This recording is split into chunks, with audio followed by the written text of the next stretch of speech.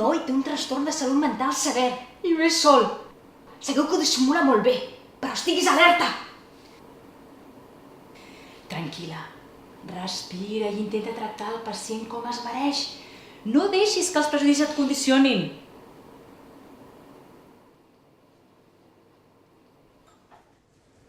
Pots seure.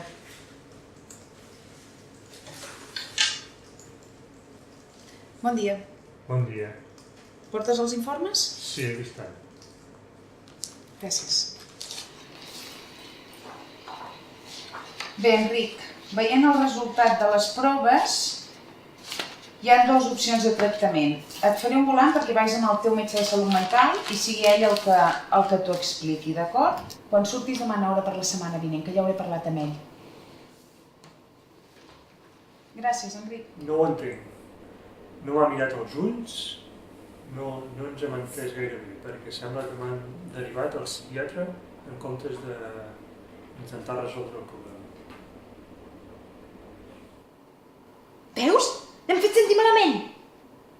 No sé, fes alguna cosa. Jo? Arregla-ho tu, va. Mira-la als ulls. Intenta tractar el pacient com es mereix.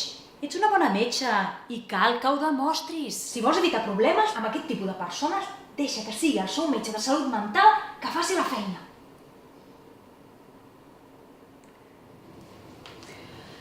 Enric, ja tinc els resultats i abans de prendre cap decisió prefereixo parlar amb el teu metge de salut mental i que sigui ell el que m'ajudi a triar el millor tractament possible, d'acord?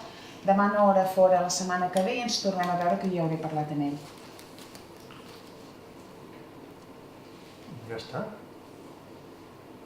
Sí, Enric, bona tarda. Aquest cop m'ha mirat als ulls, però diu que vol parlar amb el meu psiquiatre i no ho entenc perquè el que jo tinc és físic.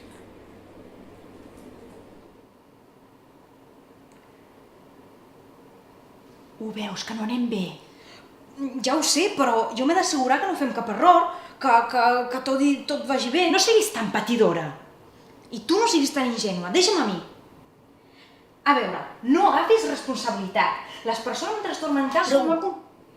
Mira, a veure si t'enteres, ets una bona metge i com a tal has d'actuar amb la màxima professionalitat. Deixa de passar-li la responsabilitat al psiquiatre, home.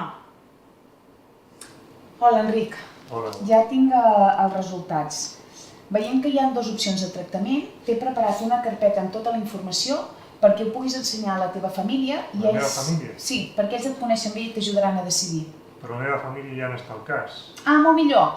A darrere veuràs una autorització, que te la signin i me la tornes la setmana que ve, que així iniciarem el tractament. La doctora m'ha mirat als ulls i m'ha dit que és la meva família que ha de prendre la decisió per mi. No té cap sentit, això. Uts, no ho hem fet bé. Em sembla que potser marxo, no? Marxa, que els teus arguments no s'aguanten per enlloc. Centra't en el pacient. Facilita les coses perquè l'Enric pugui prendre una decisió i no li posi el cartell de pacient amb trastorn mental. Va, home, sisplau. Hola, Enric. Ja tinc el resultat de les teves proves.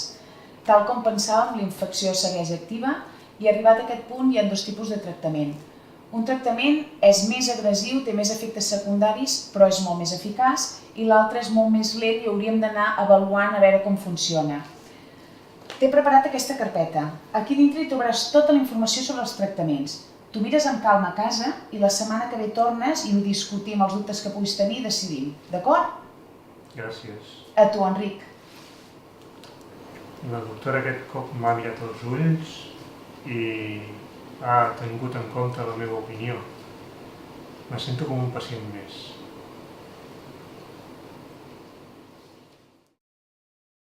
Només 2 de cada 10 usuaris s'identifiquen amb la situació d'igual tracte que a una persona sense malaltia mental.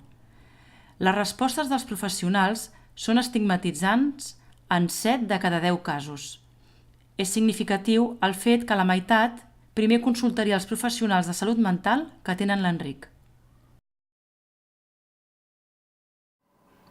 El material que heu vist està basat en els resultats del qüestionari de situacions adreçat a professionals sanitaris de la Marcació de Girona i elaborat per un equip mixte format per una 70ena de professionals de l'àmbit de la salut mental, usuaris de la xarxa de salut mental i addiccions de Girona i famílies. Agraïm la participació a totes les persones que han fet possible aquest vídeo.